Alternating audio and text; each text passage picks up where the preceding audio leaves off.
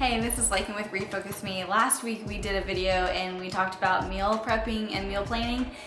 We had a lot of questions and engagement on the Instant Pot, so today we're going to give you some quick tips and tricks that we use every day. So the first tip that I was really scared about using this, first of all, this thing sat in the box for like 2 months when we got it because I was too scared to use a pressure cooker, but it's really not that big of a deal.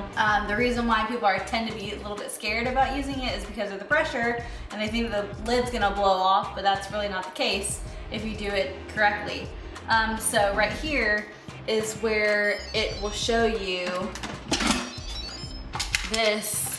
When it comes up all the way, that means that there's pressure, and when it comes down, which I'm doing this by myself, it means that the pressure is released. And so there's two different ways to get the pressure released. The first way is to, when it's up here on sealing, which is how you get the pressure to come, you can do manually release, which is pulling this down and then steam will come up and then you wait for this to drop.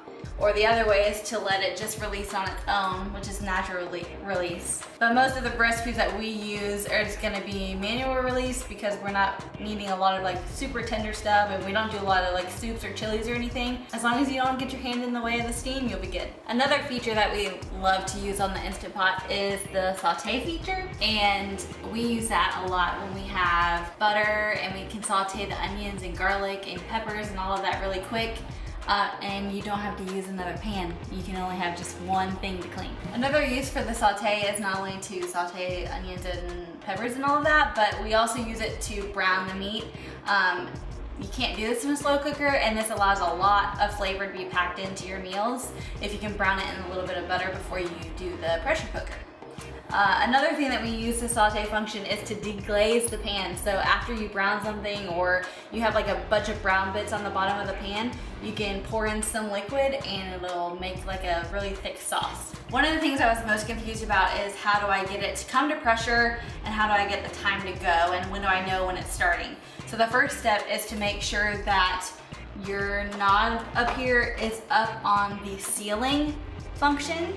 And then you come to the manual button. Most of the time, it'll be in your recipes whether you can use these over here, but most of the time I use a manual button, and then you just adjust the time with the plus or minus, and then once it gets to say on, it will start bringing up the pressure, and then once the pressure is all the way up, this little knob will go to the top, and then you'll see the numbers, and once it starts the numbers and starts counting down, that's when you know it's actually cooking. So how do you know the lid is on correctly?